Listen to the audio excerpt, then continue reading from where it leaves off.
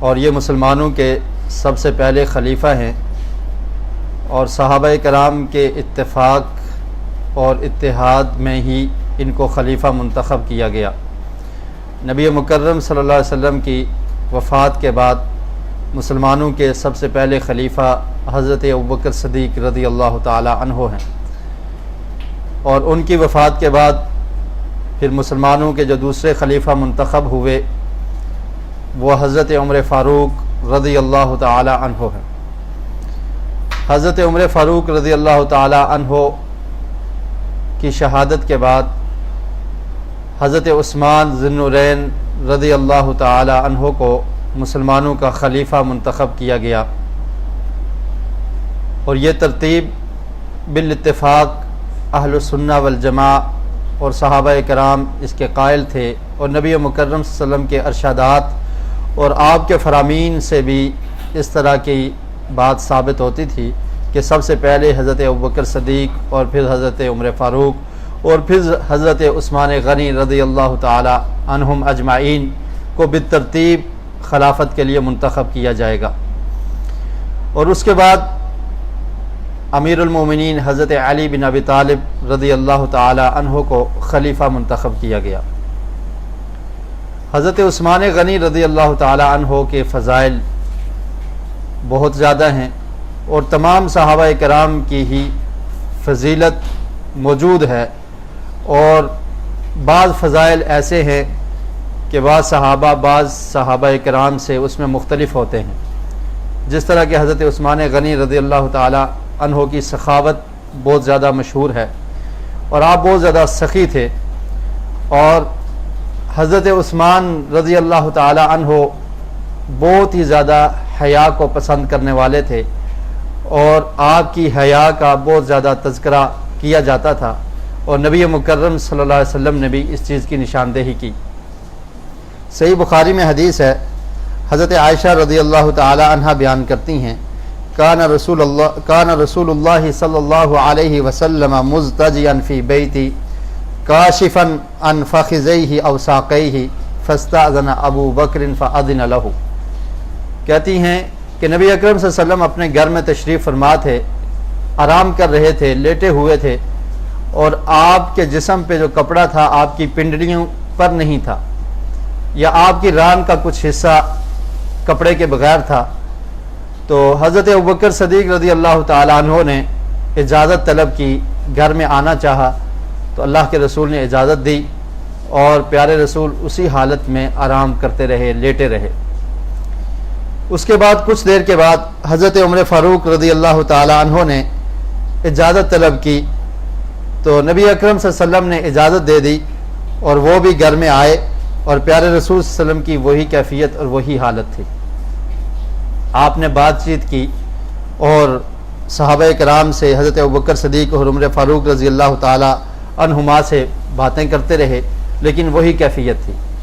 کچھ دیر کے بعد حضرت عثمان غنی رضی اللہ تعالی عنہ آتے ہیں اور اجازت طلب کرتے ہیں، اللہ کے رسول نے اندر داخل ہونے کی اجازت دی، تو حضرت عائشہ بیان کرتی ہیں، فجلست وسویت ثیابک، کہ اللہ کے رسول جب حضرت عمر فاروق آئے تو آپ اسی حالت میں بیٹھے رہے، جب حضرت ابوبکر صدیق رضی اللہ تعالیٰ عنہ آئے تو آپ ایسے ہی بیٹھے رہے، لیکن جب حضرت عثمان غنی رضی اللہ تعالیٰ عنہ گھر میں داخل ہوئے تو آپ بیٹھ گئے، اور آپ نے اپنے کپڑوں کو درست کر لیا، یعنی آپ کی پنڈلی سے اگر کپڑا ہٹا ہوا تھا تو اس کو بھی آقا علیہ السلام نے مکمل ڈھانپ لیا اور درست کر کے بیٹھ کے۔ تو حضرت عائشہ نے پوچھا کہ اللہ کے رسول یہ کیا ماجرا ہے، ایسا کیوں کیا؟ تو پیارے رسول فرماتے ہیں، الا استحیی من رجل تستحیی منہ الملائکہ، کہ کیا میں ایسے آدمی سے حیا نہ کروں کہ جس سے فرشتے بھی حیا کرتے ہیں۔ تو حضرت عثمان غنی رضی اللہ تعالیٰ عنہ بہت زیادہ حیا کرنے والے تھے، بہت زیادہ حیا کو پسند کرتے تھے، اور حیا یہ ایمان کا ایک حصہ ہے۔ پیارے رسول صلی اللہ علیہ وسلم نے فرمایا کہ الحیاء من الایمان، کہ حیا ایمان کا ایک حصہ ہے۔ اس کے علاوہ حضرت عثمان غنی رضی اللہ تعالیٰ عنہ کے بے شمار فضائل ہیں۔ جب مسجد نبوی کی تعمیر کا وقت آتا ہے، مسجد نبوی میں غزوہ خیبر کے بعد جگہ تنگ پڑ جاتی ہے، اور مسجد میں نمازیوں کو تنگی ہوتی ہے، اور خاص کر کے جمعے کے دن مسجد میں تنگی ہوتی تھی، لوگ زیادہ ہوتے تھے اور مسجد اتنی کشادہ نہ تھی، تو نبی اکرم صلی اللہ علیہ وسلم نے ارشاد فرمایا کہ کون وہ انسان ہے کہ جو مسجد کے ساتھ جو جگہ خالی ہے، جو پلاٹ خالی ہے، اس کو خرید کے مسجد کے لیے وقف کر دے، میں اسے جنت کی بشارت دیتا ہوں۔ تو حضرت عثمان غنی رضی اللہ تعالیٰ عنہ نے اپنے مال سے اس جگہ کو خریدا اور وقف کر دیا مسجد نبوی کی تعمیر کے لیے۔ اور پھر اسی طرح حضرت عثمان غنی رضی اللہ تعالیٰ عنہ اور دیگر صحابہ اکرام کا بھی یہی حال ہوتا تھا کہ جب جنت کا ذکر آتا تو وہ جھوم جایا کرتے تھے، ان کے جذبات ابھر جاتے تھے، وہ جذباتی ہو جاتے تھے، اور ان کا یہ خیال ہوتا تھا کہ ہماری جان لگ جائے، ہمارا مال لگ جائے، ہمارا سب کچھ قربان ہو جائے، ہم جنت کے وارث بن جائیں۔ پیارے رسول صلی اللہ علیہ وسلم نے ایک دفعہ پھر ارشاد فرمایا کہ مدینہ کے لوگ جو مدینہ میں آ کے رہ رہے ہیں مسلمان، ان کو پانی کی تنگی ہے، انہیں پینے کا میٹھا پانی میسر نہیں، پانی چونکہ نمکین ہوتا تھا اور وہ میٹھا پانی جو پیا جاتا ہے وہ اس کی کمی تھی، اور ایک کنواں تھا جو یہودی کی ملکیت میں تھا۔ تو اللہ کے رسول صلی اللہ علیہ وسلم نے ارشاد فرمایا کہ جو انسان اس کنویں کو خرید کے مسلمانوں کے لیے وقف کرتا ہے، میں اسے جنت کی بشارت دیتا ہوں۔ حضرت عثمان غنی رضی اللہ تعالیٰ عنہ نے پھر اس کام میں بڑھ کر حصہ لیا اور کہنے لگے کہ اس کنویں کو میں یہودی سے خریدوں گا اور اس کی منہ مانگی قیمت ادا کر کے اس کنویں کو خرید کے مسلمانوں کے لیے اور تمام لوگوں کے لیے وقف کر دیا۔ اور پھر حضرت عثمان غنی رضی اللہ تعالیٰ عنہ وہ عظیم صحابی ہیں کہ جن کو نبی مکرم صلی اللہ علیہ وسلم کا دورہ داماد ہونے کا شرف حاصل ہے، اور یہ تمام انبیاء علیہم السلام میں سے کوئی ایسا نبی نہیں ہے کہ اس کے پیروکاروں میں سے کسی نبی نے اپنی دو بیٹیوں کا نکاح اپنے کسی صحابی سے کیا ہو سوائے حضرت عثمان غنی رضی اللہ تعالیٰ عنہ کے۔ اور آپ جانتے ہیں کہ غزوہ بدر میں جب حضرت عثمان رضی اللہ تعالیٰ عنہ اپنی زوجہ کی بیماری کی وجہ سے نبی اکرم صلی اللہ علیہ وسلم کی لخت جگر حضرت رقیہ بنت رسول اللہ صلی اللہ علیہ وسلم کی بیماری کی وجہ سے شریک نہ ہو سکے اور ان کی تیمارداری میں مصروف تھے، اس لیے غزوہ بدر میں آپ شریک نہ ہو سکے، اور پھر غزوہ بدر کے دوران ہی حضرت رقیہ وفات پا جاتی ہیں۔ تو نبی اکرم صلی اللہ علیہ وسلم کو جب یہ خبر ملی حضرت عثمان پریشان ہیں، تو آقا علیہ السلام نے اس کے بعد اپنی دوسری بیٹی کا نکاح حضرت عثمان کے نکاح میں دے دیا، حضرت عثمان کے ساتھ دوسری بیٹی کا نکاح کر دیا۔ اس لیے ان کو عثمان ذو النورین کہا جاتا ہے کہ دو بیٹیاں نبی مکرم صلی اللہ علیہ وسلم کی حضرت عثمان ذو النورین کے گھر میں تھی۔ اور پھر حضرت عثمان رضی اللہ تعالیٰ عنہ اتنے سخی تھے اور جہاد میں غزوات میں بھی اسی طرح شریک رہا کرتے تھے۔ غزوہ بدر میں بھی آقا علیہ السلام نے ان کو منع کیا، فرمایا کہ آپ اپنی زوجہ کی تیمارداری اور اہلیہ کی تیمارداری کی وجہ سے شریک نہ ہوں، لیکن پھر بھی ان کا ارادہ یہ تھا کہ میں بھی اس غزوے میں شریک ہوں، اور ان کا حصہ بھی نبی اکرم صلی اللہ علیہ وسلم نے مقرر کیا۔ اسی طرح غزوہ تبوک کی جب باری آتی ہے تو پیارے رسول صلی اللہ علیہ وسلم نے فنڈ کے لیے اعلان کیا، چندے کا اعلان ہوا کہ بہت لمبا راستہ ہے، مسلمان کچھ ایسے ہیں کہ جن کے پاس سواریاں میسر نہیں، اور کچھ ایسے ہیں کہ جن کے پاس اسلحہ نہیں ہے۔ تو اس وقت نبی اکرم صلی اللہ علیہ وسلم نے پھر یہ اعلان کیا کہ جو انسان اس جیش الاسرہ کو، تنگی والا جو لشکر ہے، اس کی تیاری میں حصہ لے گا، اسے میں جنت کی بشارت دیتا ہوں۔ تو حضرت عثمان غنی رضی اللہ تعالیٰ عنہ نے، بعض روایات میں آتا ہے کہ 100 اونٹ ان کو اسلحے سے اور ساز و سامان سے لاد کے نبی مکرم صلی اللہ علیہ وسلم کی خدمت میں بھیج دیے، اور پھر آقا علیہ السلام کی جولی میں جا کر اشرفیاں درم و دینار ڈال دیے۔ پیارے رسول صلی اللہ علیہ وسلم نے جب اس ماجرے کو دیکھا، آپ صلی اللہ علیہ وسلم اتنے خوش ہوئے اور کہنے لگے کہ ما ضر ابن عفان لو عمل بعد هذا اليوم، کہ اگر عثمان آج کے بعد کوئی بھی نیکی کا کام نہ کرے تو اس کے جنتی ہونے کے لیے یہی کافی ہے۔ اس قدر وہ سخاوت کیا کرتے تھے، اس قدر ان کاموں میں بڑھ چڑھ کے حصہ لیا کرتے تھے۔ اور پھر حضرت عثمان غنی رضی اللہ تعالیٰ عنہ قرآن مجید کو جمع کرنے کا شرف بھی ان کو حاصل ہے، مسجد نبوی کے لیے زمین کو وقف کرنے کا شرف بھی ان کو حاصل ہے، اور اسی طرح میٹھے پانی کا کنواں خریدنے کا شرف بھی ان کو حاصل ہے، اور غزوہ تبوک میں اس جیش اسرہ کی تیاری کرنا اور اس کے لیے فنڈ مہیا کرنا اور اس کے لیے اس لشکر کی تیاری کا شرف بھی حضرت عثمان غنی رضی اللہ تعالی عنہ کو حاصل ہے۔ اور پھر اس کے بعد ایک وقت ایسا آتا ہے کہ حضرت عثمان رضی اللہ تعالی عنہ کو چونکہ آقا علیہ السلام نے یہ باتیں بتائی ہوئی تھی اور پیارے رسول صلی اللہ علیہ وسلم کے جو فرامین تھے صحابہ کرام کا ان پر یقین تھا اور وہ بالکل اسی طرح وہ نشانیاں اور علامات ظاہر ہونی تھی جیسے آقا علیہ السلام نے بیان کیا۔ صحیح مسلم میں حدیث ہے، حضرت ابو موسیٰ اشعری رضی اللہ تعالیٰ عنہ بیان کرتے ہیں، صحیح بخاری میں یہ حدیث ہے، کہتے ہیں کہ میں ایک دفعہ وضو کر کے گھر سے نکلا اور مسجد نبوی میں آیا اور پھر میں نے یہ ارادہ کیا کہ آج کا دن میں آقا علیہ السلام کے ساتھ گزاروں گا۔ جب آ کر پوچھا تو بتایا گیا کہ پیارے رسول صلی اللہ علیہ وسلم اس طرف کو نکلے ہیں۔ کہتے ہیں میں پیچھے چلا گیا اور جا کر دیکھا کہ آقا علیہ السلام بیر عریس میں ایک کنواں ہے جو قباء مسجد کے قریب ہے، فرمایا کہ آقا علیہ السلام وہاں پر تشریف فرما تھے۔ جب میں گیا تو میں نے دیکھا کہ اللہ کے رسول اس کنویں کی ایک کنارے پر تشریف فرمائے ہیں، وہاں پر بیٹھے ہوئے ہیں۔ میں نے جا کر سلام کیا اور پھر میں نے یہ عرض کی کہ آج میں اللہ کے رسول صلی اللہ علیہ وسلم کا خادم اور آپ کے گیٹ پہ کھڑے ہونے والا چوکیدار بن جاتا ہوں، بواب بن جاتا ہوں۔ اور کہتے ہیں کہ میں اس کنویں اور اس باغ کا جو گیٹ تھا، دروازہ تھا، وہاں پر کھڑا ہو گیا۔ کچھ دیر گزری، حضرت ابوبکر صدیق رضی اللہ تعالیٰ عنہ آئے تو نبی مکرم صلی اللہ علیہ وسلم سے اجازت مانگی تو میں نبی کریم صلی اللہ علیہ وسلم کے پاس گیا اور جا کر خبر دی تو اللہ کے رسول نے فرمایا کہ انہیں اجازت دے دو اور جنت کی بشارت سنا دو۔ اس کے بعد کچھ دیر گزری، حضرت عمر فاروق رضی اللہ تعالیٰ عنہ آئے اور پھر انہوں نے اجازت طلب کی۔ میں اللہ کے رسول کے پاس گیا اور جا کر بتایا تو آقا علیہ السلام نے فرمایا کہ ان کو بھی اجازت دے دو اور اندر آنے کی اجازت دو اور جنت کی بشارت سنا دو۔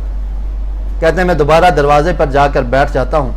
کچھ دیر گزرتی ہے، حضرت عثمان غنی رضی اللہ تعالیٰ عنہ وہاں سے آتے ہیں اور وہ آ کر اجازت طلب کرتے ہیں۔ میں اللہ کے رسول کو بتاتا ہوں کہ حضرت عثمان غنی تشریف لائے ہیں، فرمایا کہ ان کو بھی اندر آنے کی اجازت دے دیجئے اور پھر انہیں جنت کی خوشخبری دے دیجئے اور ساتھ یہ بتا دیجئے الا بلوا تصیبہ، کہ آپ کو ایک مصیبت آن پہنچے گی۔ اور یہ آقا علیہ السلام نے اپنی زندگی میں ہی حضرت عثمان رضی اللہ تعالیٰ عنہ کو بتا دیا تھا۔ اور پھر سنن ترمذی میں یہ روایت موجود ہے کہ پیارے رسول نے فرمایا کہ آپ پر ایک مصیبت آئے گی، وہ آپ کی قمیض کو اتارنے کی کوشش کریں گے اور آپ نے اس کو اتارنا نہیں ہے۔ مراد یہ تھا کہ آپ سے خلافت کو چھیننے کی کوشش کی جائے گی لیکن آپ نے اس خلافت کو چھوڑنا نہیں ہے۔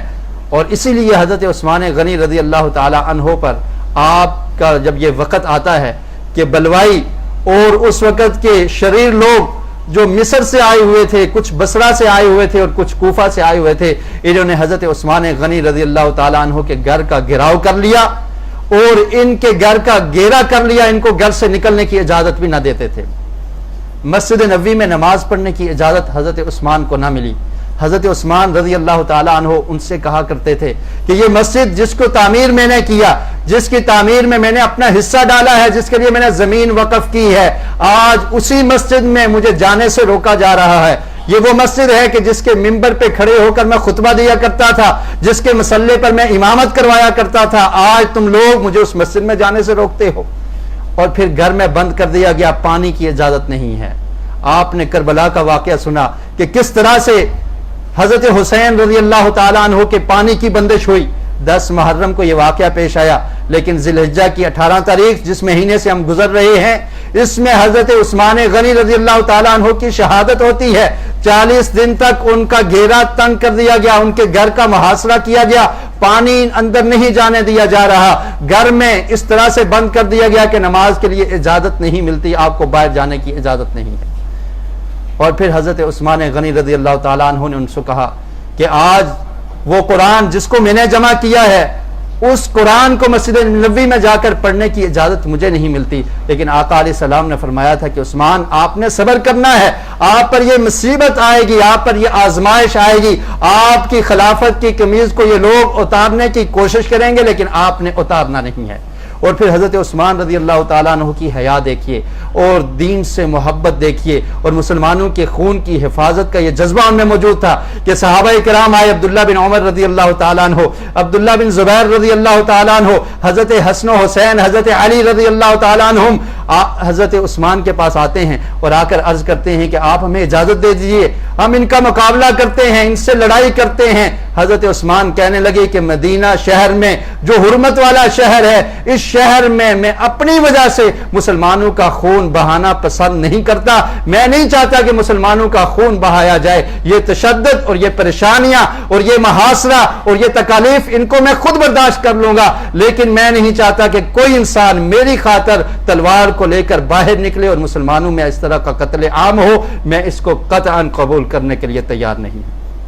صحابہ کرام خاموش ہو جاتے ہیں، اور پھر وہ وقت آتا ہے 12 ذی الحجہ، یا بعض روایات میں 18 ذی الحجہ کا تذکرہ ہے، 35 ہجری میں حضرت عثمان رضی اللہ تعالیٰ عنہ کو مظلومانہ شہید کر دیا جاتا ہے۔ اور یہ فتنے کا ایک دروازہ تھا جہاں سے فتنوں کا آغاز ہو جاتا ہے، اور اس کے بعد امت میں بڑے بڑے فتنے آئے۔ حضرت عثمان غنی رضی اللہ تعالیٰ عنہ کی شہادت کے بعد صحابہ کرام کے 2 گروہ بن جاتے ہیں۔ صحابہ کرام کہنے لگے کہ ہم نے حضرت عثمان رضی اللہ تعالیٰ عنہ کو جن نے شہید کیا ہے ان سے قصاص لینا ہے، ان سے بدلہ لینا ہے۔ اور پھر حج کا موقع تھا،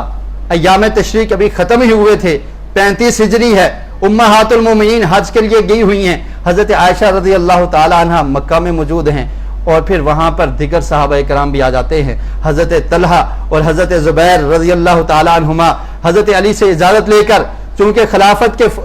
حضرت عثمان کی شہادت کے فوری بعد حضرت علی رضی اللہ تعالیٰ عنہ کے ہاتھ پر بیعت کر لی جاتی ہے، کیونکہ مسلمانوں کے لیے خلافت کا ہونا، کسی امیر کا ہونا، خلیفہ کا ہونا ضروری تھا۔ بیعت ہو جاتی ہے، اس کے بعد حضرت طلحہ اور زبیر اجازت لے کر مکہ میں چلے جاتے ہیں۔ وہاں پر حضرت عائشہ رضی اللہ تعالی عنہا بھی موجود ہیں۔ ان کو جب یہ خبر پہنچتی ہے کہ حضرت عثمان کو ذی النورین کو شہید کر دیا گیا ہے، پریشان ہوتی ہیں، صحابہ کرام پریشان ہیں، اور پھر یہ کہتی ہیں کہ ہم اس چیز کا مطالبہ کریں گے کہ ان ظالموں نے جس طرح حضرت عثمان رضی اللہ تعالیٰ عنہ کو شہید کیا ہے، ان سے انتقام لیا جائے، ان سے بدلہ لیا جائے، اور اس کے لیے ہر ممکن کوشش کی جائے گی۔ حضرت عائشہ رضی اللہ تعالیٰ عنہ کے گرد صحابہ کرام جمع ہوتے ہیں اور کہتے ہیں کہ آپ اس کے لیے آواز اٹھائیں، آپ جس طرف کو چلیں گی ہم آپ کے ساتھ ہیں۔ چنانچہ حضرت عائشہ رضی اللہ تعالیٰ عنہ مکہ سے بصرہ کا رخ کر لیتی ہیں، چونکہ یہ لوگ بصرہ سے بھی آئے تھے، کوفہ سے بھی آئے تھے، بصرہ کا رخ کیا گیا۔ بصرہ میں جب پہنچتی ہیں، حضرت علی رضی اللہ تعالیٰ عنہ کو اس چیز کا پتہ چلتا ہے۔ حضرت علی رضی اللہ تعالیٰ عنہ نے ان سے پوچھا کہ آپ کا مطالبہ کیا ہے؟ طلحہ اور زبیر رضی اللہ تعالیٰ عنہما جو عشرہ مبشرہ من الجنہ ہیں، جن کو اللہ کے رسول نے ایک ہی مجلس میں 10 صحابہ کرام کو جنت کی بشارت دی تھی، وہ عظیم شخصیات اس میں شریک ہیں۔ یہ جمل کا واقعہ ہے۔ پوچھا گیا کیا ماجرا ہے، کس لیے آپ لوگ نکلے ہیں؟ فرمایا ہم یہ چاہتے ہیں کہ مسلمانوں کے درمیان اصلاح ہو جائے، مسلمانوں کے درمیان جو اختلاف ہے وہ ختم ہو جائے، اور حضرت عثمان رضی اللہ تعالیٰ عنہ کی شہادت کا انتقام لیا جائے، بدلہ لیا جائے اور قصاص لیا جائے۔ حضرت علی رضی اللہ تعالیٰ عنہ نے جب یہ سنا، کہنے لگے میں بھی اس چیز پر تائید کرتا ہوں، صلح ہونے کے بالکل قریب تھی، بلکہ ایک رات ایسے ہی گزری کہ دونوں گروہوں کے درمیان حضرت علی اور حضرت عائشہ رضی اللہ تعالیٰ عنہما کا جو گروہ تھا، دونوں میں صلح ہوگی، لیکن وہ لوگ جو اس گناہونے جرم میں شریک تھے، جنہوں نے حضرت عثمان کو شہید کیا تھا، ان کو یہ چیز پسند نہ تھی۔ اشتر نخی اور عبداللہ بن سبا اور اس کے دیگر ساتھی، انہوں نے پھر مسلمانوں کے درمیان اختلاف پیدا کر دیا اور جا کر تلواریں رکھ دی، حضرت عائشہ کے گروہ میں بھی اور حضرت علی رضی اللہ تعالیٰ عنہ کے گروہ میں بھی تلواروں کو رکھ دیا، اور آپس میں ان کے اختلافات پیدا کر دیے، بدگمانیاں پیدا کر دی، جس کی وجہ سے شہادتیں ہوتی ہیں۔ لیکن آخر کار پھر صلح کے بعد حضرت طلحہ رضی اللہ تعالیٰ عنہ اسی غزوے میں شہید ہو جاتے ہیں، حضرت زبیر رضی اللہ تعالیٰ عنہ بھی شہید ہو جاتے ہیں، اور پھر حضرت عائشہ رضی اللہ تعالیٰ عنہ، اور اس کے بعد حضرت علی نے ان تمام مسلمانوں کے نماز جنازہ پڑھایا، اور ان کا جو سامان تھا، ان کے جو جاننے والے تھے ان کا سامان بھی واپس کیا، اور فرمایا کہ یہ لوگ اور ہمارے جو قتل ہوئے ہیں، ہمارے جو شہید ہوئے ہیں اور جو ان کے شہید ہوئے، یہ تمام کے تمام جنتی ہیں۔ اس کے بعد اختلاف تھمتا نہیں ہے۔ حضرت معاویہ رضی اللہ تعالیٰ عنہ شام میں موجود ہیں، ان کو یہ کہا جاتا ہے کہ آپ بیعت کر لیں حضرت علی رضی اللہ تعالیٰ عنہ کی، تو انہوں نے بھی یہی مطالبہ کیا۔ حضرت علی نے جریر بن عبداللہ رضی اللہ تعالیٰ عنہ کو شام کی طرف بھیجا، لیٹر لکھ کر بھیجا کہ جا کے حضرت معاویہ رضی اللہ تعالیٰ عنہ کو یہ دیا جائے۔ جب خط ملا اس میں بیعت کا ذکر تھا کہ بیعت کیجئے۔ حضرت معاویہ رضی اللہ تعالیٰ عنہ نے عمر بن عاص اور وہاں کے دیگر جو رئیس تھے ان سے مشورہ کیا تو یہ بات طے ہوئی کہ جب تک حضرت عثمان رضی اللہ تعالیٰ عنہ کا قصاص نہیں لے لیا جاتا، ان کے دیت نہیں لے لی جاتی، ان لوگوں سے بدلہ نہیں لے لیا جاتا جو قاتل تھے، جو شریک تھے قتل میں، اس وقت تک ہم بیعت کرنے کے لیے تیار نہیں ہیں۔ اور پھر یہ اختلاف بڑھ جاتا ہے جس کو جنگ صفین کہا جاتا ہے۔ تو بتانے کا مقصد یہ ہے کہ صحابہ کرام کے درمیان جو اختلافات ہوئے، یہ اختلافات اس کو بغاوت کی جنگ نہیں کہنا چاہیے، بلکہ یہ ایک غلط فہمی کی بنیاد پہ ہوئے کہ صحابہ کرام کی نیت اچھی تھی، وہ حضرت عثمان غنی رضی اللہ تعالیٰ عنہ کا قصاص لینے کے لیے کھڑے ہوئے تھے، اور حضرت معاویہ رضی اللہ تعالیٰ عنہ یہ چاہتے تھے کہ ہمیں قصاص دیا جائے اور ان قاتلین کو پکڑا جائے جنہوں نے قتل کیا ہے، اور حضرت علی چونکہ امیر المومنین ہیں اور ان کی ذمہ داری ہے کہ یہ اس چیز کو، اس کام کو کریں، لیکن حضرت علی یہ چاہتے تھے کہ ابھی وہ لوگ ہماری بیعت میں بھی شریک ہیں، ہمارے ساتھ مل جل چکے ہیں، اب ان کا تعارف موجود نہیں ہے، پہلے بیعت ہو جائے، جب مسلمان مستحکم ہو جائیں گے پھر انتقام لیا جائے گا۔ صرف اتنی سی بات تھی، لیکن آج کل اس کو اتنا مشہور کر دیا گیا، اس طرح سے پھیلا دیا گیا کہ یہ اسلام اور کفر کی نعوذ باللہ جنگ ہے۔ قطعاً ایسی بات درست نہیں ہے، اور بعض لوگ تو یہ شو کرنے کی کوشش کرتے ہیں کہ یہ بغاوت تھی اور حضرت علی رضی اللہ تعالیٰ عنہ کی بغاوت کی گئی اس لیے جنگ ہوئی۔ قطعاً ایسی بات نہیں ہے، بلکہ صرف یہ ایک قصاص کا مسئلہ تھا کہ حضرت عثمان کا قصاص لیا جائے۔ حضرت معاویہ یہ چاہتے تھے کہ بیعت کرنے سے پہلے ان قاتلین کو پکڑا جائے، اس کے بعد ہم بیعت کے لیے تیار ہو جائیں گے، اور انہوں نے کبھی بھی حضرت علی رضی اللہ تعالیٰ عنہ کی بیعت کا انکار نہیں کیا، بلکہ وہ سمجھتے تھے کہ حضرت علی مجھ سے افضل ہیں، اعلیٰ ہیں، لیکن وہ یہ سمجھتے تھے کہ حضرت عثمان کا تعلق بنو امیہ سے ہے اور حضرت عثمان میرے چچا زاد ہیں، لہٰذا ان کے قاتلین کا بدلہ لینا یہ میرا حق ہے، اور ان کا بدلے کے لیے مجھے موقع دیا جائے اور ان قاتلین کو میرے سپرد کیا جائے، اور امیر المومنین حضرت علی بن ابی طالب رضی اللہ تعالیٰ عنہ اس کے لیے کردار ادا کریں۔ اور پھر نبی اکرم صلی اللہ علیہ وسلم کی اس کے بارے میں احادیث موجود ہیں کہ آقا علیہ السلام نے فرمایا تھا کہ ایک دور ایسا آئے گا کہ جب فتنے ہوں گے۔ نبی اکرم صلی اللہ علیہ وسلم نے فرمایا، صحیح بخاری اور مسلم میں حدیث ہے، حضرت ابو ہریرہ رضی اللہ تعالیٰ عنہ بیان کرتے ہیں کہ آقا علیہ السلام نے فرمایا، لا تقوم الساعة حتى تقتل فئتان عظیمتان، کہ اس وقت تک قیامت قائم نہیں ہوگی کہ جب تک دو بڑی جماعتیں آپس میں لڑ نہ پڑیں، قتال نہ کریں۔ اور پھر فرمایا وَتَكُونُ بَيْنَهُمَا مَقْتَلَةٌ عَظِيمَةٌ، اور ان کے درمیان بہت بڑی لڑائی ہوگی اور بہت بڑے قتال ہوگا اور مسلمانوں میں شہادتیں ہوں گی۔ وَدَعْوَاهُمَا وَاحِدَةٌ، اور فرمایا کہ ان دونوں کی آواز ایک ہی ہوگی۔ مطلب کیا ہے کہ دونوں مسلمان ہوں گے، دونوں اسلام پر ہوں گے اور دونوں مومن ہوں گے، لیکن ایک غلط فہمی اور اجتہاد کی وجہ سے ان کے درمیان اس طرح کی لڑائی اور قتال واقع ہو جائے گا۔ اور مومنین کے درمیان اگر اس طرح کا قتال ہو جائے تو یہ ممکن ہے، اس میں کوئی ایسی بات نہیں ہے، لیکن دیگر مومنین کو یہ چاہیے کہ اس کی اصلاح کر دیں۔ اور پھر آپ دیکھیے نبی اکرم صلی اللہ علیہ وسلم نے صحیح بخاری میں حدیث ہے کہ حضرت حسن رضی اللہ تعالیٰ عنہ کے بارے میں ارشاد فرمایا تھا، آپ منبر پر موجود ہیں، خطبہ دے رہے ہیں، حضرت حسن آپ کے ساتھ ہیں، ينظر الى الناس مرة والیہ مرة، نبی اکرم صلی اللہ علیہ وسلم ایک دفعہ لوگوں کی طرف دیکھتے ہیں اور ایک دفعہ حضرت حسن کی طرف دیکھتے ہیں، اور پھر کہتے ہیں ابنی ھذا سید، کہ یہ میرا بیٹا سردار ہے، ولعل اللہ ان یصلح به بین فئتین من المسلمین، اور اللہ رب العالمین اس میرے بیٹے کے ذریعے دو مسلمانوں کے گروہ اور دو مسلمانوں کی جماعت کے درمیان صلح کروائے گا۔ تو آقا علیہ السلام نے ان کو اسلام سے نہیں نکالا۔ وہ دو جماعتیں کون سی تھی؟ حضرت معاویہ رضی اللہ تعالیٰ عنہ کی جماعت اور دوسری جماعت حضرت علی رضی اللہ تعالیٰ عنہ کی تھی۔ اور جب حضرت علی رضی اللہ تعالیٰ عنہ شہید ہو جاتے ہیں 40 ہجری میں، عبد الرحمن بن ملجم نے جب آپ کو تیر مارا جس کی وجہ سے حضرت علی کی شہادت ہوتی ہے، خلافت کے لیے حضرت حسن کو منتخب کیا گیا۔ 6 مہینے تک حضرت حسن اپنی خلافت کو برقرار رکھے رہے، لیکن اس کے بعد جب انہوں نے حالات کو دیکھا کہ حالات بہت زیادہ دشوار ہیں، بہت زیادہ مشاکل ہیں، مسلمانوں میں افتراق اور اختلاف برپا ہو چکا ہے، تو حضرت حسن رضی اللہ تعالیٰ عنہ نے صلح کروائی اور خود حضرت معاویہ رضی اللہ تعالیٰ عنہ کے ہاتھ پر بیعت کر لی، اور فرمایا کہ حضرت معاویہ یہ امیر المومنین ہیں، یہ خلیفۃ المسلمین ہیں، اور یہ بیعت حضرت علی کے بیٹے حضرت حسن نے کی تھی۔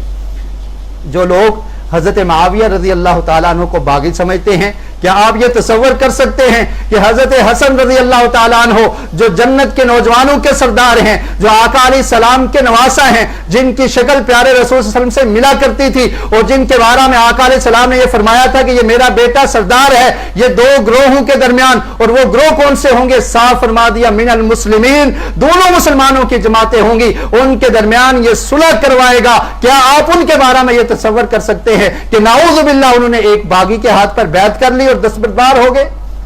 یہ مسلمانوں کا آپس میں اختلاف تھا۔ اور پھر آپ دیکھیے صحیح بخاری کی حدیث ہے، نبی مکرم صلی اللہ علیہ وسلم نے ارشاد فرمایا کہ اگر کوئی حاکم فیصلہ کرتا ہے اور فیصلہ کرتے ہوئے اپنا اجتہاد کرتا ہے، اجتہاد کرنے کی وجہ سے وہ نیکی کو نہیں پہنچ سکتا، درست بات کو نہیں پہنچتا، تو اس کو ایک اجر ملے گا، اگر جو درست بات کو پہنچ جاتا ہے تو اس کو دوہرا اجر ملے گا۔ اور یہ عام لوگوں کے لیے ہے، عام علماء کے لیے ہے کہ اگر کوئی مسئلہ بتائیں،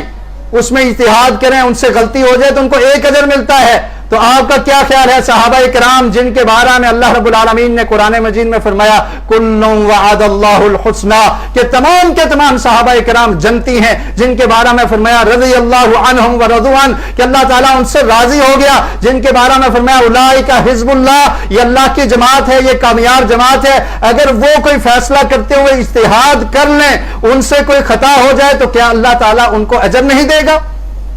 یہ حضرت معاویہ اور ان کے گروہ کا ایک اجتہاد تھا، اجتہاد میں خطا ہوئی۔ ہم یہ سمجھتے ہیں کہ حضرت علی رضی اللہ تعالیٰ عنہ حق کے زیادہ قریب تھے، لیکن ان کو دوہرا اجر ملا، اور حضرت معاویہ بن ابی سفیان نے یہ اجتہاد کیا، اس اجتہاد میں اگر ان سے غلطی ہوئی لیکن پھر بھی وہ اجر کے مستحق ہیں، اور پھر بھی ان کے اتنے اعمال ہیں، اتنی قربانیاں ہیں، اتنی اسلام کے لیے جدوجہد ہے۔ اور آپ ذرا تصور کیجئے کہ حضرت معاویہ رضی اللہ تعالیٰ عنہ کو حضرت ابوبکر صدیق رضی اللہ تعالیٰ عنہ کے دور میں بھی گورنر بنایا گیا، ان کو عہدہ دیا گیا، اور پھر حضرت عمر فاروق رضی اللہ تعالیٰ عنہ نے ان کو شام کا گورنر بنایا، اور پھر 20 سال تک شام کے گورنر باقی رہے، حضرت عمر کے دور میں، حضرت عثمان غنی رضی اللہ تعالیٰ عنہ کے دور میں، اور اس کے بعد پھر 20 سال 40 سال انہوں نے حکومت کی ہے، 40 سال کی ان کی خلافت ہے۔ اتنا بڑا امیر المومنین اور خلیفۃ المسلمین، اس کے بارے میں یہ کہہ دیا جائے کہ نعوذ باللہ وہ باغی تھے، یہ کسی عام آدمی کی جرت ہو سکتی ہے، لیکن صحابہ کرام اسلاف میں سے اور اہل سنہ میں سے کسی ایک کا بھی یہ موقف نہیں ہے کہ وہ حضرت امیر معاویہ رضی اللہ تعالیٰ عنہ کے بارے میں ایسی بات کرے۔ اور اسی طرح صحیح مسلم میں حدیث ہے، نبی مکرم صلی اللہ علیہ وسلم نے ارشاد فرمایا ان لوگوں کے بارے میں کہ جو لوگ خوارج ہیں ان کے ساتھ جنگ کرنے کے بارے میں فرمایا کہ ان خوارج سے جنگ کرنے والی وہ جماعت ہوگی اولا طائفتین بالحق، کہ جو حق کے زیادہ قریب ہوگی۔ تو خوارج سے جنگ حضرت علی نے کی تھی۔ اس حدیث میں بھی آقا علیہ السلام نے حضرت امیر معاویہ رضی اللہ تعالیٰ عنہ کے گروہ کو اسلام سے خارج نہیں کیا، ان کو باغی نہیں کہا۔ تو کہنے کا مقصد یہ ہے کہ صحابہ کرام کے بارے میں ایک مسلمان کا اور ایک اسلام پسند آدمی کا اور ایک مومن کا یہ موقف ہونا چاہیے کہ وہ اپنی زبانوں کو محفوظ رکھے۔ صحابہ کرام کے بارے میں اگر ان کا کوئی مشاجرہ ہے، کوئی اختلاف ہے، تو اس میں اس طرح سے باتیں نہ کرے کہ ان کی تان و تشنیع کی جائے، ان پر آواز اٹھائی جائے یا ان کے فضیلت میں، ان کے فضائل میں نقص پیدا کیا جائے۔ یہ مومن کی شان نہیں ہے۔ اور اللہ رب العالمین نے قرآن مجید میں ارشاد فرما دیا والذین جاءوا من بعدهم یقولون ربنا اغفر لنا ولاخواننا الذین سبقونا بالایمان۔ اللہ تعالیٰ نے یہ اصول بیان کر دیا کہ جو مومن لوگ ہیں ان کا کام کیا ہے، وہ یہ کہتے ہیں کہ جو بعد میں آنے والے ہیں ان سے پہلوں کے لیے وہ دعا کرتے ہیں ربنا اغفر لنا، کہ اللہ تعالیٰ ہمیں بخش دے، معاف کر دے، ولاخواننا الذین سبقونا بالایمان، اور جو ایمان کی حالت میں ہم سے پہلے تیرے پاس آ گئے اللہ تعالیٰ تو بھی ان کو معاف کر دے۔ اور صحابہ کرام ایمان کی اعلیٰ کیفیت میں اللہ رب العالمین کے پاس پہنچے ہیں، اور جس شخص کو نبی مکرم صلی اللہ علیہ وسلم کی صحبت کچھ وقت کے لیے بھی نصیب ہو اللہ تعالیٰ نے اس کو معاف کر دیا ہے، وہ جنتی ہے۔ تو رب کا قرآن یہ کہتا ہے کہ ان کے لیے زبان دراز نہیں کرنی چاہیے، بلکہ ان کے لیے دعا کرنی چاہیے کہ اللہ تعالیٰ ان کی مغفرت فرمائے، اللہ تعالیٰ ان کے درجات کو بلند فرمائے۔ اور پھر آپ دیکھیے حضرت علی بن ابی طالب رضی اللہ تعالیٰ عنہ یہ کہا کرتے تھے، حضرت طلحہ اور زبیر رضی اللہ تعالیٰ عنہما کے بارے میں کہتے تھے کہ اللہ رب العالمین نے قرآن مجید کی یہ آیت ہمارے بارے میں نازل کی ہے کہ اللہ تعالیٰ فرماتے ہیں وَنَزَعْنَا مَا فِي صُدُورِهِم مِّن غِلٍّ إِخْوَانًا عَلَى سُرُرٍ مُتَقَابِلِينَ، کہ قیامت کے دن جنت میں یہ مومن لوگ ان کے درمیان میں جو کینہ تھا، بغض تھا، اللہ تعالیٰ اس کو ختم کر دیں گے، ان کے سینوں سے نکال دیں گے۔ اور حضرت علی بن ابی طالب رضی اللہ تعالیٰ عنہ کہتے تھے کہ یہ میرے اور طلحہ اور زبیر رضی اللہ تعالیٰ عنہما کے بارے میں ہے کہ ہمارے درمیان جو اختلافات ہوئے اللہ رب العالمین کو ختم کر کے متقابلین علی سرر متقابلین جنت میں ہم ایک دوسرے کے سامنے بیٹھے ہوں گے۔ اور پھر حضرت علی رضی اللہ تعالیٰ عنہ نے فرمایا جو لوگ صفین کے موقع پر شہید ہوئے، فرمایا کہ قتلانا و قتلاہم فی الجنہ۔ مصنف ابن شیبہ میں یہ روایت ہے، سیر اعلام النبلاء میں ہے کہ حضرت علی رضی اللہ تعالیٰ عنہ کا یہ موقف تھا کہ جو لوگ حضرت امیر معاویہ کے ساتھ تھے ان کو شہادت ملی وہ بھی جنت میں ہیں، اور جو لوگ ہمارے گروہ میں تھے ان کو شہادت ملی وہ بھی جنتی ہیں، دونوں گروہ کے لوگ جنتی ہیں اور یہ جنت میں جائیں گے۔ تو اس سے بھی یہ پتہ چلتا ہے کہ یہ ایک اجتہادی خطا تھی، اور اس پر کسی کو باغی قرار دینا اور ان کے بارے میں تان و تشنیع کرنا یہ کسی مسلمان کا شیبہ نہیں ہے۔ اور پھر آپ دیکھیے صحابہ کرام اور اسلاف امت کا یہی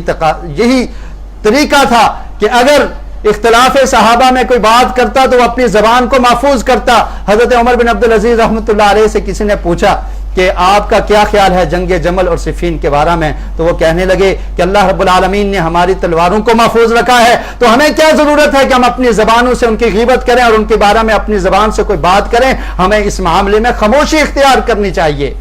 اور پھر امام احمد بن حنبل رحمۃ اللہ علیہ ان سے کسی آدمی نے پوچھا، اور وہ آدمی کہنے لگا یا ابا عبداللہ هو رجل من بنی ہاشم فاقبل علیہ فقال، کہ یہ آدمی بنو ہاشم سے تعلق رکھتا ہے اور یہ آپ سے آ کر سوال کرنا چاہتا ہے ما جرا بین علی و معاویہ، کہ جو اختلافات حضرت علی اور معاویہ رضی اللہ تعالیٰ عنہما کے درمیان ہوئے اس کے بارے میں آپ کا کیا موقف ہے؟ تو انہوں نے قرآن مجید کی آیت پڑھی تلک امۃ قد خلت لها ما کسبت ولکم ما کسبتم ولا تسألون عما كانوا يعملون، کہ یہ ایک امت تھی گزر چکی، جو ان کے معاملات تھے یہ ان کے ساتھ ہیں اور ہم جو عمل کریں گے وہ ہمارے ساتھ ہیں، اور ان کے بارے میں ولا تسألون عما كانوا يعملون، جو انہوں نے عمل کیا ان کے بارے میں تم سے سوال نہیں کیا جائے گا، تم سے پوچھا نہیں جائے گا۔ آج بڑا تعجب ہوتا ہے کہ ایک مسلمان جس کو اپنے دینی معاملات کے بارے میں صحیح علم نہیں ہے وہ جب تان و تشنیع کرتا ہے تو صحابہ کرام کے بارے میں زبان کو دراز کرتا ہے۔ اور پھر تو بعض لوگ یہ کہتے ہیں کہ یہ آیت اس کا تعلق تو یہود و نصارہ سے تھا کہ وہ یہ سمجھتے تھے کہ ہمارے گناہ اللہ تعالیٰ معاف کر دے گا انبیاء کی وجہ سے، تو اللہ تعالیٰ نے فرمایا کہ ان کے اعمال ان کے ساتھ ہیں، تمہارے اعمال تمہارے ساتھ ہیں، تمہیں ان کے اعمال سے کچھ نہیں ملے گا۔ حالانکہ یہ قرآن مجید کی آیت عام ہے، اور امام احمد بن حنبل رحمۃ اللہ علیہ جن کو اہل السنہ کا امام تصور کیا جاتا ہے، ان سے یہ سوال کیا گیا حضرت علی اور معاویہ رضی اللہ تعالیٰ عنہما کے بارے میں کہ ان کے درمیان جو اختلاف ہوا ہے اس پر ایک مسلمان کا کیا موقف ہونا چاہیے، مسلمان کو کیا کرنا چاہیے، تو انہوں نے یہ جواب دیا کہ ان کے بارے میں اپنی زبان کو دراز نہیں کرنا چاہیے، ان پر رحمت کے کلمات نچھاور کرنے چاہیے، ان کی جو فضیلتیں ہیں ان کو بیان کرنا چاہیے، اور ان سے اگر کوئی اس طرح کی خطا ہو گئی ہے، اجتہادی خطا ہوئی ہے، تو اس کا اس طرح سے تذکرہ کر کے ان کی تنقیص کرنا، ان کے فضیلت میں کمی کرنا، یہ کسی مسلمان کا شیبہ نہیں ہے۔ اور اللہ کے رسول نے بھی اس چیز سے منع کیا تھا لا تسبوا اصحابی، کہ میرے صحابہ کو برا بلا نہ کہا کرو۔ اللہ رب العالمین سے دعا ہے کہ اللہ تعالی ہمیں صحابہ کرام کی زندگیوں کو سمجھنے کی اور ان کو اپنے لیے مشعل راہ بنانے کی اور ان کی سیرت پر عمل کرنے کی توفیق نصیب فرمائے۔ وآخر دعوانا الحمدللہ رب العالمین۔